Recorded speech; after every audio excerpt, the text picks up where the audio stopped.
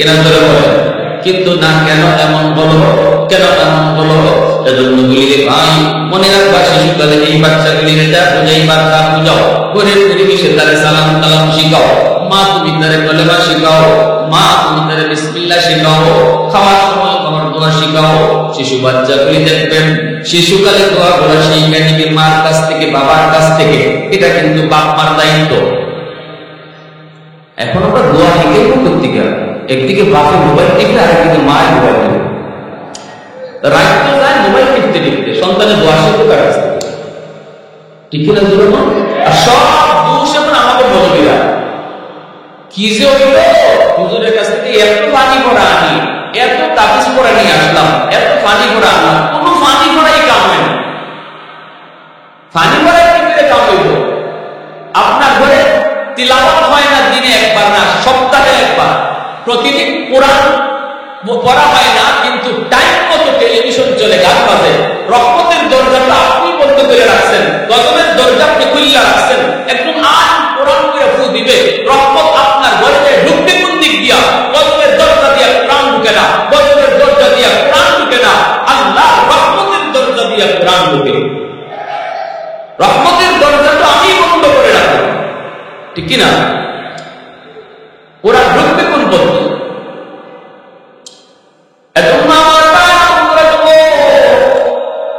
আমার সন্তানের বুজুর্গি যদি আমি ধরে রাখতে হয়, আমাকে বাবা যারা আছে দায়িত্বশীল, বাবার চেয়ে মার দায়িত্ব আরো বেশি। মা সন্তানকে বেশি টাইম পায়, এজন্য তারা দোয়া কালাম শেখাও। এই কাজ করলে আল্লাহ খুশি হয়। ডান হাতে খানা খাইলে আল্লাহ খুশি হয়, ডান হাতে পানি পান করলে আল্লাহ খুশি হয়। এটা আমার নবীর সুন্নাত। এই কথা বললে দেখবেন শিশু বাচ্চারা বলবে আম্মু, সুন্নাত কি জিনিস? আবার বলবে আম্মু, আল্লাহ খুশি হইলে কি হয়? তখন আপনি বলবেন বাবা, আল্লাহ খুশি হলে জান্নাত পাওয়া যায়। শিশু বাচ্চাটাই কিন্তু মা জান্নাত কারে কয় গো? শিশু বাচ্চাটা কিন্তু বারবার প্রশ্ন করব, ঠিক না?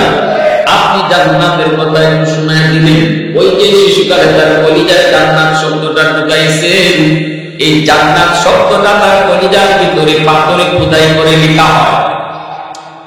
বুঝছেন গন্ডগোল কোন জায়গায় হয়? রোগ কোথায়, চিকিৎসা দেই কোথায়? রোগ আসমানে, চিকিৎসা চলছে জমিনে। আগুন লাগছে সেই রোগ পানি দিয়ে গরিব, জীবনে আগুন নিব। গোড়া গন্ডগোল কোথায়? আমাদের গন্ডগোল। কেন আমার সন্তান আজকে মদখোর গাঁজাখোর হবে? গন্ডগোলটা কোথায়? রোগটা কোথায়? রোগ ধরো, তারপরে চিকিৎসা, ঠিক কিনা ভাই? কষ্ট পাইতেছেন আপনারা? কথাগুলো একটু বেশি হিট হয়ে যেতেছে, একটু বুঝার দরকার আছে না?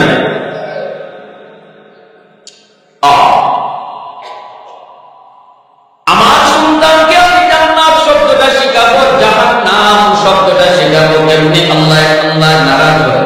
আপু বাংলাতে খাইলে আল্লাহ নারাজ হয়, খানা নষ্ট করলে আল্লাহ নারাজ হয়। সন্তানে কইব আম্মু, আল্লাহ নারাজ হইলে কি হয়? আপনি কইবেন আল্লাহ নারাজ হলে জাহান্নামে, জাহান্নাম শব্দটা তার কলিজায় বসবে।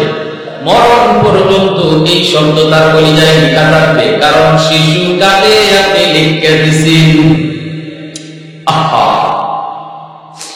সালাম কালাম সন্তানকে শিখাও। মুরব্বী দেখলে সালাম দিতে হয়, মুরব্বীদের দোয়া দিতে হয়। শিশু বাচ্চাটাকে সালাম করানো শিখাও, নিজের বাচ্চাটাকে সালাম দাও। আগে বাপে সালাম দাও, বাচ্চা আসসালামু আলাইকুম ওয়া রাহমাতুল্লাহ। বাচ্চা দেখুন কইল, বাচ্চা বাবু কি কইব? তখন আপনি কইবেন ওয়া আলাইকুম আসসালাম ওয়া রাহমাতুল্লাহ। এই যখন শিখাইবেন, বাচ্চাটা সালাম শিখলো বাবার কাছ থেকে, মার কাছ থেকে বাচ্চাটা সালাম শিখলো। মুরব্বী দেখলে পরে সালাম দিতে হয়, এই কথাটা বাচ্চার দিলের ভিতরে দেমাগে ঢুকলো, কিনা ধরে বলে। এখনো মনে আছে আমার জীবনের একটা কারগুজারি বলবো। আমি যখন শিশুকাল, হয়তো মাত্র 3 পড়ি না, কবরে পড়িয়ে মনিয়াত নাই, তোর ঘটনা মনে আছে। আমার আব্বা এখন সরকারি হেলথ ইন্সপেক্টর, বর্তমানে রিটায়ার। আব্বা আছেন, আম্মা নাই। আমার ভাই হলো বর্তমানে আইন উপদেষ্টা আসিফ নজরুল স্যারের একান্ত সচিব। আমার আপন ছোট ভাই, সবাই হলো জানালে শিক্ষায় শিক্ষিত, মাদ্রাসার লাইনে শুনলাম একা। আব্বার পাশে আব্বার একজন বন্ধু বসা। শিশু বাচ্চারা বাবারে দেখলে পরে বাবার কাছে যায়, বেশি বেশি ঘেঁষাঘেঁষি করে বাচ্চারা। আমি আব্বাকে দেখে আব্বার রুমে যেয়ে ঢুকলাম, ঢুকে আব্বার কাছে গেলাম, কিন্তু সালাম আমি দেই নাই। সালাম শিখছি ঠিক, কিন্তু সবসময় তো আর মনে থাকে না, ঠিক না? আব্বার কাছে যাই মুখে ঢুকে গেছি, তখনই আব্বা আমার কইতেছেন, বাবা সালাম দিলাম, এখানে তোমার আব্বুর একজন বন্ধু বসা, সালাম দিলাম। তখনই আমি সব পাইছি, লজ্জা পেয়ে বলতেছি আসসালামু আলাইকুম রাহমাতুল্লাহ আঙ্কেল। তো আমার চাচা আঙ্কেল তিনি তো খুশি, কিন্তু আব্বা খুশি না। আব্বা কি না? আব্বা বলতেছে, না বাবা হবে না, এই সালাম গ্রহণ করা হবে না, তুমি রুম থেকে বের হও। ছোট বাচ্চা বলতেছেন, তুমি রুম থেকে বের হও। বের হইয়া আবার রুমে ঢুকো, সালাম দিয়া ঢুকো। শিক্ষাটা বলতেন আমার চাচা আঙ্কেল, কিন্তু বলতেছে ঠিক আছে ভাই, ভাই পারতেন না, ছোট মানুষ বুঝছে না, সালাম তো দিছে। আব্বা বলতেছেন, না ভাই, এখন যদি তার সালামটা আমি নিয়ে নিই, এটা সারা জীবন মনে থাকবে না। তাকে এই জিনিসটা সারা জীবন মনে রাখানোর জন্য আমি এখন ঘর থেকে বের করতে হবে, আর রুমে সালাম দিয়া তারা ঢুকাইতে হবে। সেই আমি যে রুম থেকে বের হয়েছিলাম, আবার সালাম দিয়ে রুমে ঢুকছিলাম, 30 বছর আগে শিশুকালের সেই কথাটা এখনো আমার মনে আছে। বাবা হওয়া সহজ, আদর্শ বাবা হওয়া কঠিন। মা হওয়া সহজ, একজন আদর্শ মা হওয়া কঠিন। নবী আসার দরজা বন্ধ, কিন্তু মঈনুদ্দিন চিশতি জিলানী আসার দরজা বন্ধ করেন নাই। কোন নবী আর দুনিয়াতে আসবেন না, কিন্তু জিলানী আসবে না এমন কোন কথা নাই, ঠিক কিনা? আজও যদি জিলানীর মা মতো মা হয়, বাবার মতো বাবা হয়, আজও জিলানী দুনিয়াতে জন্ম নিবে, আজও মঈনুদ্দিন চিশতি জন্ম নিবে যদি মার মতো এমন একজন মা হয়। মঈনুদ্দিন চিশতির আম্মা তিনি বলতেছেন, মঈনুদ্দিন বলতেছে, আম্মা আজ আমার একটা কনফারেন্সে, একটা সমাবেশে শুধু 90,000 হিন্দু কালেমা পড়ে মুসলমান হয়ে গেছে। মাইকেল বাবার মঈনুদ্দিন, এটা তোমার কোনো বুজুর্গি না, তোমার কোনো কেরামতি না, এটা তোমার কোনো বাহাদুরি না, ক্রেডিট না, এটা আমার ক্রেডিট, এটা আমার বাহাদুরি, আমার বড়ত্ব। মঈনুদ্দিন চিশতি কই, মা গো তোমারই। মা বলতেছে, বাজার এমনি না, শোনো, আমি মা জীবনে কোনোদিন তোমাকে ওযু ছাড়া দুধ পান করাই নাই। কেমনে তোমার চেহারা দেখে মুসলিম মুসলমান হবে না? আমি মা তো তোমাকে ওযু ছাড়া কোনোদিন দুধ খাওয়াই নাই। এটুকু বলে দেব, বাবার যে মায়ের দায়িত্ব সন্তানের উপরে বেশি হয় এজন্য আল্লাহ জিজ্ঞাইব বেশি মাকে, প্রশ্ন করবে আল্লাহ সন্তানের ব্যাপারে মাকে বেশি প্রশ্ন করবে। মা যদি নামাজি হয়, দেখবেন শিশু বাচ্চাটা মার সাথে নামাজে দাঁড়ায় যায়। মা যদি পর্দা করে, শিশু বাচ্চাটাও গায়ে ওড়না দেওয়া শিখে, মাথায় ওড়না দেওয়া শিখে। যদি দেখে মা মাথায় ওড়না দেয়, শিশু মেয়ে বাচ্চাটাকে ওড়না দেও বলতে হয় না, ও নিজের থেকেই ওড়না দেয়। আমার ছোট্ট মেয়েটা সে তো এরকম ছিল। একদিন চোখের সামনে দেখতেছি আমার বেবি সাথে তো আমার ছোট ভাইদের সাথে পর্দা করে, পর্দা তো করবি, সে একজন আলেমা, পর্দা করে। আমার ছোট ভাইটা জশাদ যখন এই রুমে ঢুকবে, হয়তো সে জানে না এই রুমে তার ভাবি আছে, জানে না জশাদ এই রুমে ঢুকবে। আমি ওই রুম থেকে দেখতেছি আমার ছোট্ট মেয়েটা অবুঝ আয়েশা, 7 বছরের মেয়ে, কোনো কিছু বুঝে না। সে তো ছোট্ট কাল থেকেই দেখতেছে তার মা পর্দা করে, চাচাদের সামনে যায় না, বেকারা পুরুষের সামনে কথা কয় না। হঠাৎ করে দেখতেছি চাচা এই রুমে ঢুকে পড়তেছে, অথচ এই রুমে তার মা, পর্দা কি জিনিস বুঝে না, কিন্তু দেখতে দেখতে পর্দা বুঝে গেছে। দৌড় দিয়ে গিয়া তার চাচাকে কোমরে জড়ায় ধরছে, কোমরে ধইরা কয়, চাচু এই রুমে যায়েন না, এই রুমে আমার আম্মু আছে।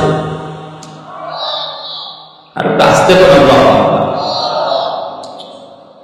এই পর্দাটা বাচ্চারা কোন কিতাবে পড়লো? এই বাচ্চাটা এই পর্দা জিনিসটা কোন কিতাবে করছে? কোন হুজুরে শিখেছে? কেউ শিখায় নাই। মা পর্দা করে এটা দেখতে দেখতে তার কলিজায় বসে গেছে, ঠিক কিনা? আমি রূপ গুলা বলতেছি যে আমাদের রূপ কোথায়, এরপরে চিকিৎসায় গেছে। মনোযোগ আছে আপনাদের সবার? আলহামদুলিল্লাহ।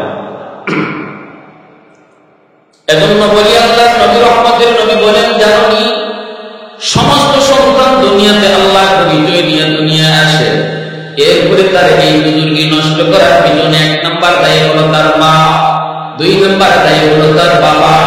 ঘরের পরিবেশের কারণে তার বুজুর্গি নষ্ট হয়, ঘরের পরিবেশের কারণে তার বুজুর্গি নষ্ট হয়, নইলে কিন্তু সে এরকম বুজুর্গ আল্লাহওয়ালা হইয়েই সে কবরে যাইত।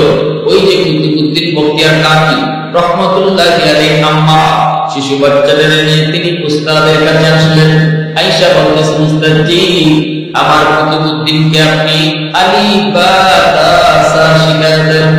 উস্তাদ কয়, বাবা কুতুবউদ্দিন পড়ো আলিফ বা তা সা। কিন্তু ছোট্ট বাবা কুতুবউদ্দিন কয়, না উস্তাদজি আলিফ বা নয়, আলিফ লাম মিম যালিকাল কিতাবু লা রাইবা ফীহ। উস্তাদ বাবা কুতুবউদ্দিন মা বলল আলিফ বা তা সা, আপনি কি না কো আলিফ লাম মিম যালিকাল কিতাবু লা রাইবা ফীহ। এ বাবা উস্তাদের সামনে 1 বর্ষার ছোট্ট বাবু কুতুবউদ্দিন তিনি 15 পারা কিন্তু শোনায়া দিয়েছেন। এইবার উস্তাদের কয়, বাবা কুতুবউদ্দিন, ও বাবা বলি যে তুই আমার ঠান্ডা করে দিলি, কি শুনাইলি কি শুনাইলি? কেন তোমার মা এমন মজা করলো, ঠান্ডা করলো? কেন আমার সাথে এমন মজা করলো? চলো তোমার মায়ের কাছে যাই। উস্তাদ মায়ের কাছে আয়েশা পর্দার আড়াল থেকে ডাকলেন, মা গো, ও মা, কেন তুমি মজাক করলা? কেন তুমি ঠাট্টা করেছ? তোমার সন্তানকে বলছো আলিফ বা শিখাবো, কিন্তু কুতুবউদ্দিন তো আলিফ বা পড়ে নেই, সে তো সূরা বাকারা পড়া শুরু করছে। সে তো আলিফ লাম মিম যালিকাল কিতাবু লা রাইবা ফীহ এতটুকুই শুধু শেষ নয়, 15 পারা কিন্তু শুনে দিছি। মা গো, কেন তুমি এমন মজা করছো? এই কথা বলতেই কুতুবউদ্দিন বখতিয়ার কাকির মা সেজদায় পড়ে আল্লাহর কদমে কান্না শুরু করে দিয়েছে। কাঁদতে কয়, মালিক আমি তো জানি না, আমি তো জানি না কেমনে আমার কুতুবউদ্দিন 15 পারা আবিদ হইছে। উস্তাদি আমি মজা করি নাই, আমি ঠাট্টা করি নাই, আমি জানি না কেমন করে আমার কুতুবউদ্দিন 15 পারা আবিদ হলো। তবে যতদূর মনে পড়ে, আমি আমার কুতুবউদ্দিনকে যখনই দুধ পান করাইতাম তখনই আমি কোরআন তিলাওয়াত করতাম। আমি মা ছিলাম 15 পারার আবিদা, আমি কতবার 15 পারা তিলাওয়াত করেছি। আমার কুতুবউদ্দিনকে দুধ পান করার সময় আমার মনে হয় দুধের সাথে কোরআন তেলাওয়াত দেয়া ঢুকছে। একটু আওয়াজ দিয়ে কোরআন রে ভাই সুবহানাল্লাহ। দুধের সাথে কোরআন তেলাওয়াত দেয়া ঢুকছে। এর যুবক, এবার আমাকে তুমি বলো, মা যদি তেলাওয়াত করে দুধ পান করানোর সময় দুধের সাথে যদি কোরআন তেলাওয়াত দেয়া ঢুকতে পারে, মা যদি দুধ পান করানোর সময় নাটক দেখে, সিনেমা দেখে, গান শুনে দুধের সাথে গানও দেয়া করতে পারে কি পারে না? এজন্যই ভাইরা একটু নরম করে কথাগুলি বুঝলি যুবক। একটা সমাজ সুন্দর করার জন্য, একটা দেশ সুন্দর করার জন্য, একটা ঘর সুন্দর করার জন্য বাবার চেয়ে মায়ের অবদান বেশি, বাবার চেয়ে মায়ের অবদান বেশি। মার আসরটাই কিন্তু সন্তানের উপরে যায় বেশি পড়ে। ভাই রে, জানি পর্দার বিধানটা কত বড়, কত বড়। আল্লাহ পাক রব্বুল আলামিন কইবো, করোনা বি বুয়ুতিকুন্না ওয়ালা তাবাররাজনা তাবাররুজাল জাহিলিয়াতিল উলা। আল্লাহ পাক কইবো, নারীরা শুনো, তোমরা কিন্তু যার যার ঘরে থাকো, অপ্রয়োজনীয় ঘর থেকে বের হইও না। যদি একান্ত প্রয়োজনে তোমাকে ঘর থেকে বের হতেই হয়, অন্ধকার যুগের নারীদের মতো বের হয়েও না, জাহিলি যুগের নারীদের মতো বের হয়েও না, অর্থাৎ বেপরদার বের হয়েও না, টাইট বুরকা পরেও বের হয়েও না। যদি তোমার একান্ত প্রয়োজনে বের হতে হয়, শরীয়ত বলে অনুমতিও দেয়। একান্ত প্রয়োজনে এমন একটা কাজ, যেই কাজটা তোমার কোনো পুরুষে করে দেওয়ার লোক নাই, যেই কাজটা কোনো পুরুষকে দেওয়ার লোক দিয়ে করার মতো লোক নাই, শুধু তোমাকেই করতে হবে, তোমাকেই এই জিনিসটা আনতে হবে, আইনা দেওয়ার মতো কোনো লোক পুরুষ নাই। এমন যদি হয় তাহলে তুমি পারবা। ধর্মীয় কোনো অনুষ্ঠানে ধর্মীয় কথা শুনতে যদি মন চায়, তুমি পর্দার সাথে শুনতে যাবা। কিন্তু মনে নাই পর্দায় কয় না, না, জাহিলি যুগের নারীদের মতো যেও না।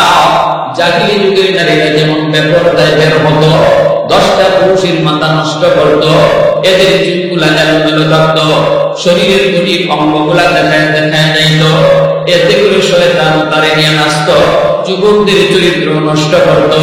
এমন নারীদের মতো তোমরা রাস্তায় বের হইও না, কারণ অন্ধকার যুগের নারীরা হলো জাহান্নামী।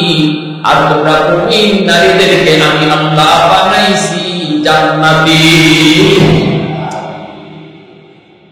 জাহান্নামী নারীদের মতো না, তুমি তো জান্নাতি, তুমি তো জান্নাতি। আমি আল্লাহ বড় মায়ার, তুমি তো আমার বড় মায়ার। তোমার চালচলন ওই নারীদের মতো হতেই পারে না। হিন্দু নারীটার মতো তোমার চলন হতে পারে না, খ্রিস্টান নারীটার মতো তোমার পোশাক হতে পারে না, একটা ইহুদি নারীর মতো তোমার আচরণ হতে পারে না। কারণ তোমার মাঝে আর তার মাঝে আমি আল্লাহ আসমান জমিন তফাৎ রাখছি। আসমান জমিন তফাৎ রাখছি। ও তো জাহান্নামী আর তুমি ঈমানের কারণে জান্নাতি। এত বড় দৌলত আল্লাহ ইমানদারকে দিলেন, এটা আমার আপনার দরখাস্ত ছিল না। আল্লাহ দয়া করে দৌলতে ঈমান নারীকে দিয়েছেন, পুরুষকে দিয়েছেন। আল্লাহ কয় এতটা মায়া কইরা তোমারে আমি যে দৌলত, সবচেয়ে বড় দৌলত তোমারে দিলাম, অতএব এই দৌলতের সম্মান তুমি বজায় রাখা চইল। বাইরে পারবা। জাহিলি যুগের নারীদের মতো না, বেপরদায় না, পর্দা কইরা ঢিলাঢালা বুরকা কইরা তুমি বের হও। পর পুরুষের সাথে কথা বলতে পারবা না। পর পুরুষ বলতে কারা? চাচাতো ভাইও তোমার পর পুরুষ, খালাতো ভাইও পর পুরুষ, মামাতো ভাইও পর পুরুষ, ফুফাতো ভাইও পর পুরুষ। এরা তোমার কোনো দেখা না। এদের সাথে দেখা করা, এদের সাথে কথা বলা সাফ সাফ হারাম। সাফ সাফ দেবরের সাথে, হ্যাঁ, দুলাভাইয়ের সাথে। আল্লাহ রসুল করে দেবর তো দেবর না, রসুল আল খানমুকাল মো, দেবর হলে তোমার জম জম জম। আমরা সিলেটি ভাষায় জম মানে মরণ হবে। আল্লাহ রসুল বলছে দেবর দেবর না, দেবর মরণ। সেখানে আজকে বাকি দেবরের সাথে একবারে হবে অঘটন ঘটে না।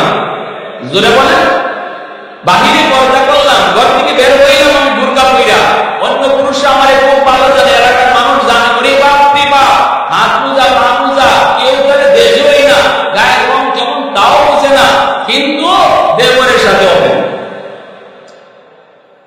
বাবির সাথে হবে, চাচাতো ভাইয়ের সাথে হবে, খালাতো ভাইয়ের সাথে হবে।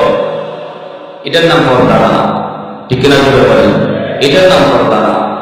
এখানে আর অঘটন বেশি হওয়ার সম্ভাবনা থাকে। এজন্য শরীয়তে পর্দা হলো দুই প্রকার, একটা হলো বাহিরের পর্দা আর একটা হলো ভিতরের পর্দা। ভিতরের পর্দা হলো যাদের সাথে দেখা করা হারাম, এদের কাছেও যেতে পারবে না, কথাও বলতে পারবে না। নারীর দেখা না, শুধু নারীর কণ্ঠটাও পর্দার অন্তর্ভুক্ত। এজন্য আল্লাহ নারীর পর্দার আলোচনা করতে গিয়ে সবার আগে কণ্ঠের কথা বলছেন। নারী, ইয়া নিসা আন-নবী লাস্তুন্না কাআহাদিন মিনান নিসা ইন ইত্তাকাইতুন্না ফালা তাখদা'না বিল কওল। আল্লাহ বলেন, যখনই পুরুষের সাথে একান্ত প্রয়োজনে কথা বলতে হয়, মনে করো দেবরের সাথে পর্দার আড়াল থেকে তো কথা বলবাই, তবু আল্লাহ বলতেছে এই কথা বলার সময়টা তো তোমার কণ্ঠকে মায়াবী কণ্ঠ দিতে পারবে না। আল্লাহ নির্দেশ। কারণ নারী তোমার কণ্ঠের মধ্যে আমি আল্লাহ একটা আকর্ষণ দিছি, ঠিক কিনা? আকর্ষণ আছে না নাই? ফোনটা যদি ধরো, ফোনটা ধরে যদি বলে কোনো পুরুষ ফোন দিছে, হয়তো ভুলে কারো রং নাম্বারে ফোন আসতে পারে, তখন তুমি যদি বুঝো এটা কোনো পুরুষ নাম্বার, পুরুষের কণ্ঠ, তখন হ্যালো কে বলছেন, নট অ্যালাউ, এটা আল্লাহর কথা বলছে। এবার এখানে কে বলে এই ধরনের কণ্ঠ না, এই মায়া দিয়ে না, এই মায়া দিয়ে ওখান থেকে যে রং নাম্বারে ফোন দিছে এটা অকে নাম্বার হয়ে যাবে, এটা রং নাম্বার থাকবে না। এটা আল্লাহ ভালো করে বলছে, এটা আল্লাহ ভালো করে বলছে। আল্লাহ বুঝবে না কেন? আল্লাহর মতো বুঝ কার আছে? বানাইছে তো আল্লাহ, বুঝবই তো বেশি। আমরা যে কি জাতের কি রঙের যে বানাইছি হে বেশি বুঝবো না? জোরে মা, এটা কি আমি আপনি বুঝবো? বানাইছে আল্লাহ, অতএব আমাদের আমরা যে কোন জাতের আল্লাহ খুব ভালো বুঝে। এজন্য আল্লাহ কয় যদি একান্ত কোনো রং নাম্বার আই হয় অথবা কোনো পুরুষের সাথে তোমার কথা বলার প্রয়োজন দেখা দেয়, প্রয়োজনে হোক আর হঠাৎ করে হোক, সাবধান, মুখের ভাষার আওয়াজটা নরম করো না, আবার খুব কর্কশ না যে এমন করে কইছো এটা কেন বলতেছেন না, এরকম এটা করলেও সে আবার কষ্ট পাবে, এমনও কণ্ঠ না, মিডিয়াম কণ্ঠ অবলম্বন করো। এই জন্য শরীয়তে বিধান দিছে যখন একজন মহিলা পর পুরুষের সাথে কথা বলবা তখন মুখটা মধ্যে হাত দিয়ে দিবে, মুখটা মধ্যে কি দিবা। মা বোনেরা যারা শুনতেছেন আবার আপনারা দেখতেছেন না, দেখে দেখে মনে ওরে আমরা তেল মুখটার মধ্যে হাত দিয়ে দিবে, আর একটু মুখের আওয়াজটা কথা দিচ্ছেন আমার আগের মতো কি আমার কণ্ঠটা এখন আছে কি বুঝেন আছে? মুখের মধ্যে মুখের হাতটা দিয়ে কে বলছেন জি অমর, ও উনি তো এখন ঘরে নেই, উনি তো এখন বাড়ি গেছে, শেষ কারবার কেল্লা বলে। তোমার আম্মা কণ্ঠের ভিতরে যেটা জাদু আসছিল, একটা আকর্ষণ ছিল, মুখে হাত দেওয়ার কারণে এটা বাধাগ্রস্ত হলো। তখন আর তুমি তার কলিজার ভিতরে যে রোগ আছিল, রোগ যে কলিজার ভিতরে আছিল এ আর অসুস্থ হবে, জোরে বলেন অসুস্থ হবে। এজন্য আল্লাহ পাক বলে যদি একান্ত প্রয়োজনে বের হতেই হয় তাহলে তুমি পর্দা করে বের হওয়া, ঠিক কিনা ধরে বলেন। পর্দা কাকে বলে? যদি বলেন হুজুর আমার মেয়েটা তো বুরকা পরে বের হয়, হুজুর আমার বউটা তো বুরকা পরে বের হয়, হুজুর আমার বোনটা তো বুরকা পরে বের হয়, তাহলে আমি আপনারে বলবো পর্দা কাকে বলে শুনেন। একটা এক্সাম্পল দিয়ে শুনবেন। ভাই রে বলেন তো দেখি, বাজার থেকে যদি আপনি না ব্যাংক থেকে যদি আপনি বান্ডিল তুলেন, 500 টাকার বান্ডিল অথবা 1000 টাকার বান্ডিল, পর্দা বোঝাই দিছি, এই কথাটা অন্তত মাথায় পড়ে। বান্ডিল যদি আপনি ব্যাংক থেকে তুললেন, এবার বাড়িতে নিবেন, কেমনে নিবেন, কেমনে নিবেন, কিভাবে নিবেন? কই ব্যাগের মধ্যে একটা চাইলাম, কি জাত ব্যাগ? কই জানিবে কি জাত ব্যাগ? মশারি কাপড়, মশারি কাপড় দিয়ে যদি আপনি 1000 টাকার বান্ডিল পেঁচাইয়া বাড়িতে নেন, এটা পেঁচানো হয়েছে নি, এটা লোকানো হয়েছে নি? হ্যাঁ, মশারি কাপড় টাকাতে দেখলে বুঝবো কি বুঝবো না এটা কত টাকার বান্ডিল, টাকাতে বুঝবো। কারণ মশারি কাপড় দিয়ে এই বান্ডিল পেঁচাইলে এটা বাহির থেকেও দেখা যায়, টাকাতেও বুঝবি এটা কত টাকার বান্ডিল, 500 টাকা না 1000 টাকা। সুযোগ বুঝতে আপনি কোন জায়গায় যাবেন, যখনই এরিবিরি জায়গা পাবে তখনই হামলা করবে, ঠিক না? আর তুমি বলেন না মশারির কাপড় দিয়া না, আমি বা কি বলবো, করে না আমি বানবো, ঠিক আছে, কিন্তু টাইট ফিট করে বানলাম, 500 টাকার বান্ডিল এমন কাপড় দিয়ে পেঁচাইলাম, পেঁচে একদম টাইট করে এইটারে তুমি লুকানোর চেষ্টা করেছো। যদি বেশি টাইট করে বান্ডিল পেঁচানো হয় তাহলে সাইজ দেখে এই টাকাতে বুঝে ফেলবে এটা 500 টাকা না 1000 টাকার বান্ডিল। কথাটা বুঝছেন? টাকা কিন্তু দেখতেছে না, কিন্তু আপনার টাইট করে বান্দার কারণে বান্ডিল এটা কোনটা টাকাতে বুঝতে কোনো অসুবিধা হয় না। সুযোগ বুঝবে কোথায় তুমি যাও, পুকুরের পাড়ে অথবা তুমি ওই ব্রিজের নিচে অথবা নিরিবিলি জায়গায়, ওখানে তোমাকে হামলা করবে।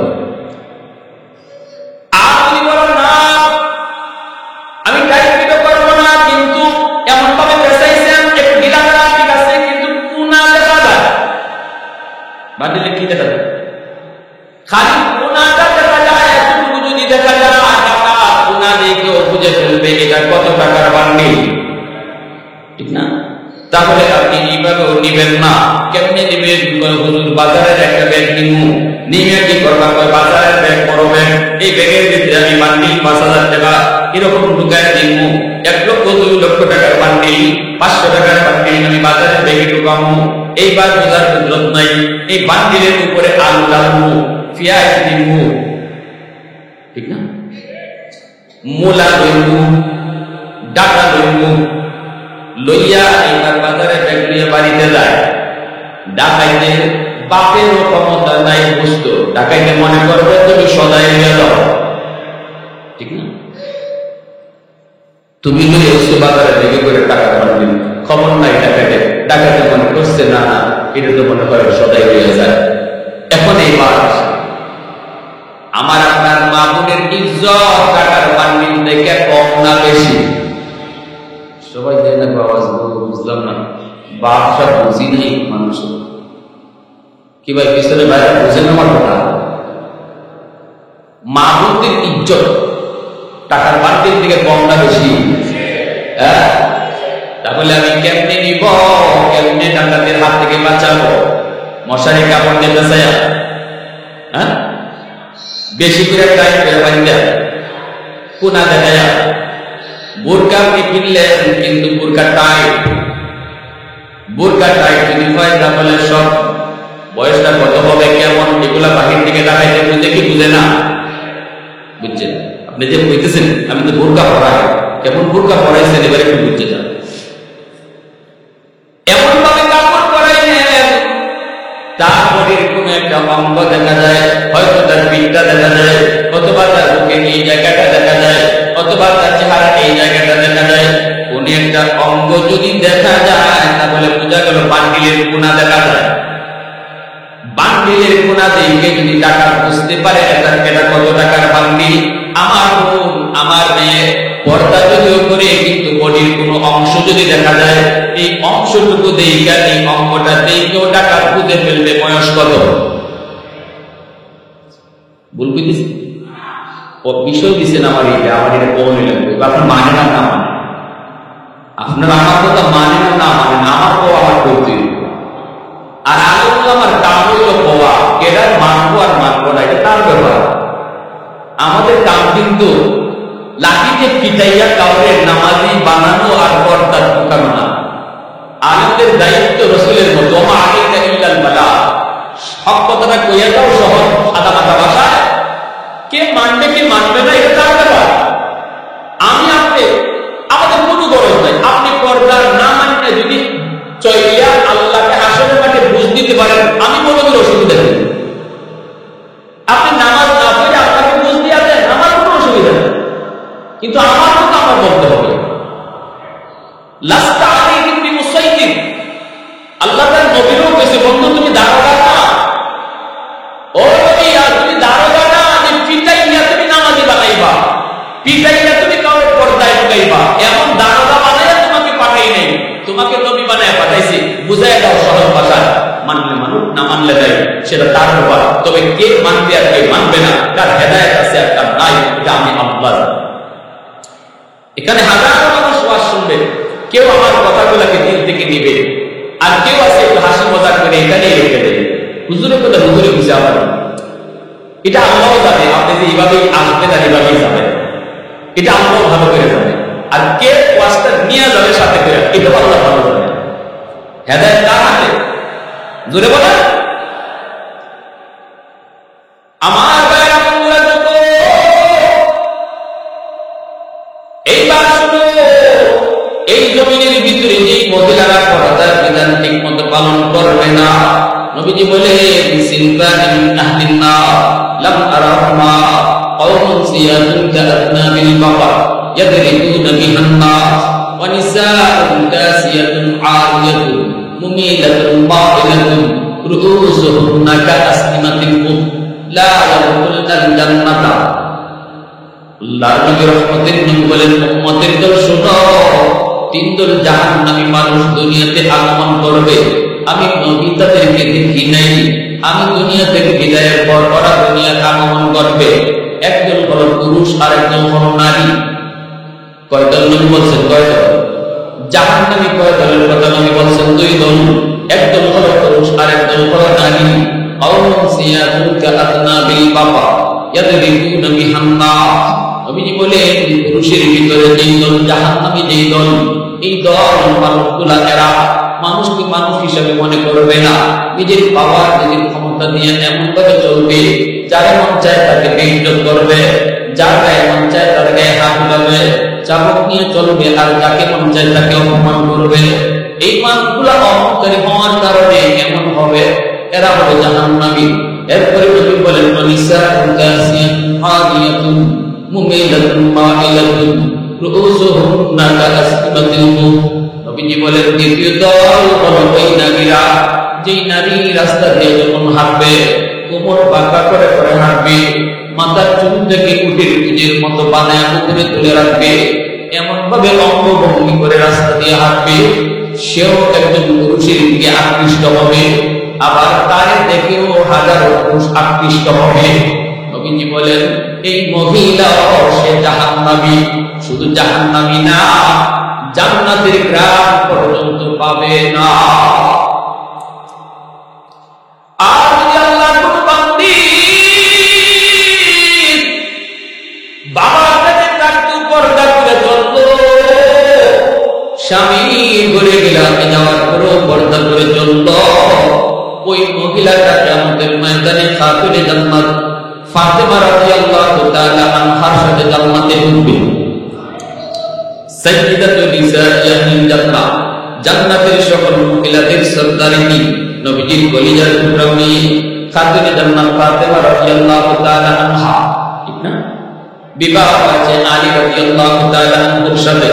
নবীজি মসজিদে নববীতে এলান দিলেন, ও সাহাবীরা শোনো, আমার ফাতেমাকে আমি বিয়ে দেব। ফাতেমার বয়স হয়েছে, বিয়ে দেব এলান করে দিলেন। নবীজি এলান করে দেওয়ার পর সাহাবায়ে কেরামের ভিতরে অনেকের বিয়ে করার স্বাদ লাগলো। নবীজির মেয়ে জান্নাতুল মহিলাদের সরদারিনী, এত দামি আমার নবীর কলিজা মেয়ে খাতুনে জান্নাত ফাতেমাকে কে না বিয়ে করতে চায়? বড় বড় জমিদারের সন্তানরা বিয়ে প্রস্তাব দিল, শিল্পপতির গোলাপান্না প্রস্তাব দিয়ে বসলো, সম্পদের বাবা নাই কোন সাহাবীর তারা প্রস্তাব দিল, চেহারাটা প্রিন্সের মতো এমন অনেকেই প্রস্তাব দিল, রাজা বাদশার ছেলেরাও প্রস্তাব দেয়। নবী কারো প্রস্তাব রাখেন না, নবীজি কারো প্রস্তাব রাখেন না। এই অবস্থায় দিন যায়, রাত যায়, নবীজি প্রস্তাব দিয়ে রাখলেন, কিন্তু নবী কারো প্রস্তাব গ্রহণ করেন না। ফাতেমার স্বামী কে হবে কেউ জানে না। এই অবস্থায় আবু বকর সিদ্দিক, এই অবস্থায় ওসমান গনি, আল্লাহর নবীর সাহাবী হযরত আলী রাদিয়াল্লাহু তাআলা আনহু, তিনি নবীজির চাচাতো ভাই, আল্লাহর নবীর আপন চাচাতো ভাই। আলী কিন্তু বয়স অনেক কম, নবীজি তারে ছোট্ট কাল থেকেই নবী নিজে পালছেন। চাচাতো ভাই আলী কার ছেলে? আবু তালিবের। কার ছেলে? আর নবীরে পালছেন কেনা? আবু তালিবের। নবীজি পালছেন নবীর চাচা আবু তালিবের। আবু তালিব নবীরে পালছেন শিশুকালে। আর আবু তালিবের পরে আল্লাহ রাসূল সাল্লাল্লাহু আলাইহি ওয়াসাল্লাম ওই আবু তালিবের ছেলে হযরত আলী, ইনাকে নবী পালছেন একবার ছোট্ট থেকে। নবী ঘরে রাখেন, নবী ঘরে খাওয়ান, যা লাগে নবী তাই দেন, পোশাক লাগে নবী পোশাক দেন, এইভাবে নবীজি বড় করছেন। এই আলী যখন পূর্ণ যুবক, সবাইকে বিয়ের প্রস্তাব দেয়, কিন্তু নবী তো কারো প্রস্তাব রাখেন না। ওসমান গনি আলীকে দেন, আলীকে আমাদের মন বলে তুমি যদি বিয়ের প্রস্তাব দাও তাহলে মনে হয় নবী কবুল করবে, মনে হয় তুমি কবুল করবে। এবার বুঝছেন ঘটনা, বুঝছেন? অনেকে মনে করতেছেন হুজুর আপনি বললেন চাচাতো ভাই রাসূলের, আবার স্বাস্থ্য ভাইয়ের কাছে মেয়ে বিয়ে দিলেন,